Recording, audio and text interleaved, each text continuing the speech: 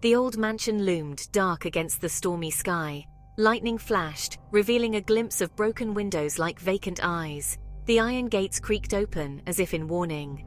The wind howled through the overgrown gardens, a symphony of rustling leaves and snapping branches. The air grew cold, heavy with the weight of unseen eyes.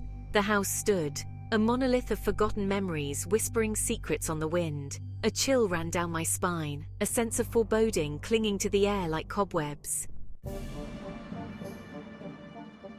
We were young, restless, drawn to the unknown. The old mansion, a siren's call. A dare was made. A night in the house, a test of courage. Mark, ever the daredevil, grinned. Sarah, hesitant but unwilling to back down. David, quiet, observant, his eyes betraying a flicker of fear. And me, John, drawn in by the mystery. We entered the house. The air inside was stale, thick with dust and the silence of ages. Each footstep echoed, amplified in the stillness. The darkness seemed to press in. The mansion was a labyrinth, twisting corridors and shadowy corners. We stumbled upon a library. Books piled high, their pages brittle with age. A diary lay open, its words of faded ink. The diary spoke of a family, their lives and deaths entwined with the house. A tale of betrayal, of a love gone wrong, and a vengeful spirit trapped within the walls. As we read, the air grew colder. The sound of whispers seemed to emanate from the walls themselves. We were not alone. The presence was growing stronger, hungry. A cold wind swept through the house, extinguishing our candles and plunging us into darkness. The scent of decay filled the air, nauseatingly sweet. Fear coiled in my gut. We heard it then, a low moan building to a wail. It seemed to come from everywhere and nowhere at once, the sound of pure anguish that chilled us to the bone. We fumbled for a light, anything to pierce the suffocating darkness. The diary. We had left it in the library. We had to get out of the house, now. Panic set in as we ran through the corridors, blindly, desperately. But the house seemed to shift around us, the layout unfamiliar. We were trapped. Doors slammed shut, locking us in. The temperature plummeted, our breath forming clouds in the air. The house was alive, toying with us. We were running out of time. The darkness was closing in, the air thick with malevolence. We had to break free. But how?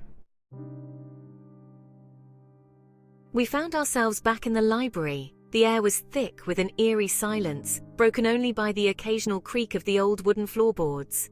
Shadows danced on the walls, cast by the flickering candlelight, creating an atmosphere that was both haunting and mesmerizing. The diary lay open, its pages rustling in the wind as if beckoning us closer. It seemed almost alive, whispering secrets of the past, urging us to uncover the mysteries it held within its ancient pages. The ink, though faded, still told a story that demanded to be heard. It was then we realized the diary held the key, not just to the story, but to the very essence of the mansion's haunting. Each entry was a piece of a puzzle, a clue that would lead us to the truth. We knew that deciphering its contents was our only hope of laying the restless spirit to rest.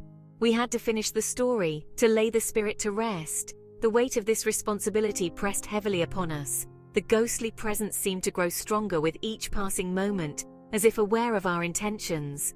We could feel its eyes upon us, watching, waiting. We huddled together, reading by the faint moonlight filtering through the grimy windows, each word a prayer. The room was filled with a palpable tension, our breaths shallow and quick. The story unfolded before us, revealing a tale of love, betrayal, and tragedy. It was a story that had been forgotten by time, but one that demanded to be remembered. As we read the final words, the house shuddered. The walls seemed to close in around us, the temperature dropping suddenly. The spirit's presence was almost tangible, a cold, oppressive force that threatened to overwhelm us.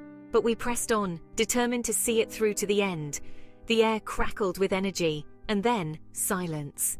A silence so profound it was deafening. It was as if the very house was holding its breath, waiting for what would come next. We stood there, frozen, unsure of what to do.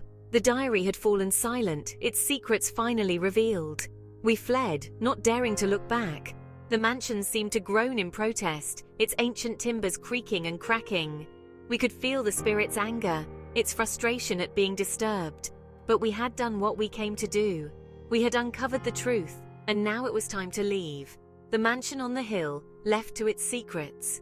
It stood as a silent sentinel, a monument to the past. We knew that its story was far from over, that there were still mysteries to be uncovered. But for now we had done our part. We had given the spirit a voice, and in doing so we had found our own.